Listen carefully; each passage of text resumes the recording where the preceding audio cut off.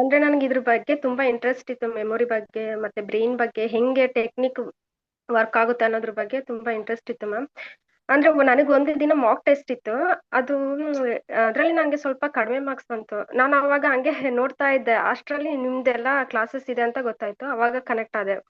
ಮತ್ತೆ ಈಗ ಡೈಲಿ ಕೂಡ ನಾನು ಹಿಂದೆ ಈ ಕ್ಲಾಸ್ ಜಾಯ್ನ್ ಆಗೋದಕ್ಕಿಂತ ಮುಂಚೆ ತುಂಬಾ ಟೈಮ್ ತಗೊಳ್ತಿತ್ತು ಮ್ಯಾಮ್ ನನಗೆ ಓದೋದಕ್ಕೆ. ಇವಾಗ ಅಂದ್ರೆ ಟೆಕ್ನಿಕ್ ಎಲ್ಲ ಅಪ್ಲೈ ಮಾಡಾದ್ಮೇಲೆ ಬೇಗ ಅಂದ್ರೆ ಬೇಗ ಕವರ್ ಮಾಡ್ತಾ ಇದ್ದೀನಿ. ಮತ್ತೆ ಈಸಿಯಾಗಿ ಕೂಡ ಅರ್ಥ ಆಗ್ತಿದೆ ಮ್ಯಾಮ್ ನನಗೆ. ಮತ್ತೆ ನನ್ಗೆ ಬ್ರೈನು ಅಂದ್ರೆ ನಾವ್ ಹೆಂಗೆ ಇನ್ಫಾರ್ಮೇಶನ್ ಹಾಕ್ತಿವಿ, ಹೆಂಗೆ ಪ್ರೋಗ್ರಾಮಿಂಗ್ ಮಾಡ್ತೀವಿ ಅನ್ನೋದು ತುಂಬಾನೇ ಈಸಿಯಾಗಿ ನನಗೆ ಈ ಕ್ಲಾಸಿಂದ ಅರ್ಥ ಆಗ್ತಿದೆ ಮ್ಯಾಮ್. ಅದಕ್ಕೆ ನಾನು ನಿಮ್ಗೆ ತುಂಬಾನೇ ಥ್ಯಾಂಕ್ಸ್ ಅಂತ ಹೇಳ್ತೀನಿ. ನಿಮ್ಮಿಂದ ತುಂಬಾನೇ ಹೆಲ್ಪ್ ಆಗ್ತಿದೆ ಮ್ಯಾಮ್. ಆಕ್ಚುಲಿ ಅಂದ್ರೆ ಲೈಫ್ ಟೈಮ್ ಇದ್ರಲ್ಲಿ ಕನೆಕ್ಟ್ ಆಗಿರ್ಬೇಕು ಅನ್ನೋದೇ ನನ್ಗೆ ಇಷ್ಟ ಮ್ಯಾಮ್. ಅದಕ್ಕೆ ನಾನು ನಿಮ್ಗೆ ಥ್ಯಾಂಕ್ಸ್ ಹೇಳ್ತೀನಿ.